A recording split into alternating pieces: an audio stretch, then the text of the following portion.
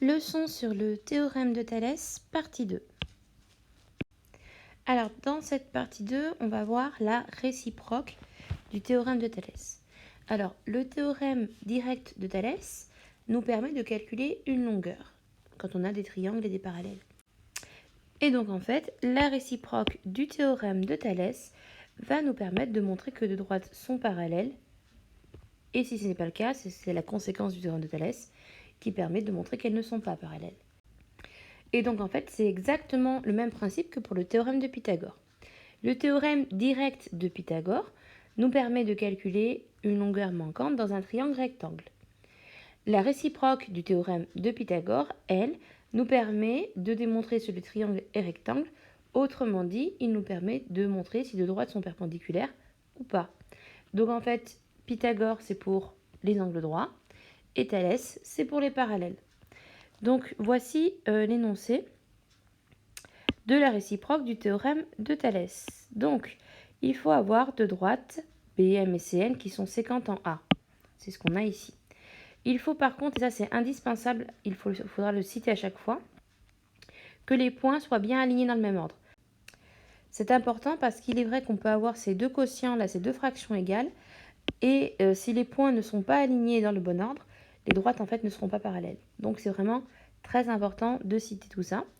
Donc là, si on prend le schéma ici, on a les points A, B, M et A, C, N qui sont alignés dans le même ordre.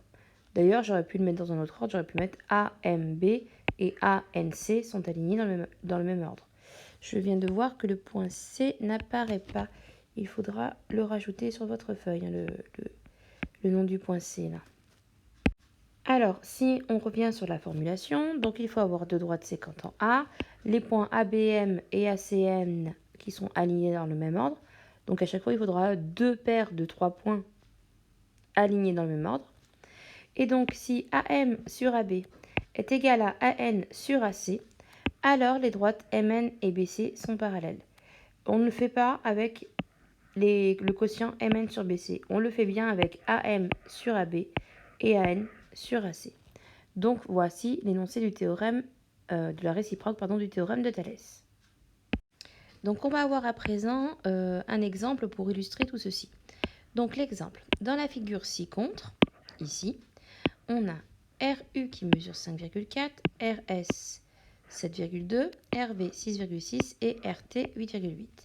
Et on nous demande si les droites BC et DE sont parallèles. Alors je vais reporter les longueurs sur la figure. Voilà qui est fait ici, et donc je vais vous montrer comment on rédige pour démontrer que deux droites sont parallèles ou non. Donc voici la solution. On sait que les points S, U, R et T, V, R sont alignés dans cet ordre, enfin dans le même ordre. Effectivement, si on suit la figure, S, U, R, c'est bien dans le même ordre que T, V, R. Alors juste une petite remarque, en fait normalement la conséquence elle n'est pas au programme. C'est-à-dire que montrer que deux droites parallèles, normalement ce n'est pas au programme, mais c'est déjà tombé au brevet alors que ça ne l'était plus au programme, donc méfions-nous. Alors, solution. Donc on a cité les points qui sont bien alignés dans le bon ordre. On va calculer séparément deux quotients. Alors, le premier quotient qu'on calcule, c'est RU, qui est ici, sur RS. Alors pourquoi RU sur RS? Parce que c'est les deux côtés qui sont censés fonctionner ensemble si les droites sont bien parallèles. Et donc RU sur RS, ça donne 5,4 sur 7,2. Et ça, vous pouvez soit passer par une simplification de la fraction, soit calculer à la calculatrice. Ça nous donne 0,75. Et donc après, on va faire de même pour l'autre rapport. Donc on va calculer RV sur RT. Donc RV sur RT. RV c'est 6,6 sur RT 8,8. Et là aussi, on va trouver 0,75. Donc là, je suis passée par l'écriture décimale parce que ça tombait juste. Hein. Si jamais ça ne tombe pas juste, il faut garder la fraction. Par exemple, 6,6 sur 8,8. eh bien, on va se débarrasser de la virgule dans un premier temps. On va écrire que c'est 66 sur 88. Puis, on va simplifier par 11. Ça donnera 6 sur 8. Et enfin, en simplifiant par 2, 3 quarts. Donc là, c'est vrai que 3 quarts, ça peut s'écrire sous la forme décimale 0,75. Mais si jamais on avait eu 2 tiers, par exemple, il faut garder la fraction. Et donc, il faut prouver que les fractions sont égales, ce qui parfois est un peu plus compliqué. Donc là, on en est au stade où on va remarquer qu'il y a égalité, hein, puisqu'on voit bien que les deux nombres sont égaux.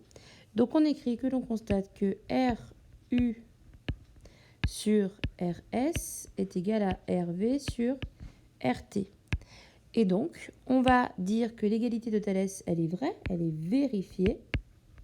On va plutôt écrire vérifié que vrai, c'est plus joli. Donc l'égalité de Thalès est vérifiée. Donc, on peut en déduire, d'après la réciproque du théorème de Thalès, que les droites UV et ST sont bien parallèles. Et voilà comment on démontre, grâce à la réciproque du théorème de Thalès, que l'on a bien deux droites parallèles. C'est tout pour cette leçon.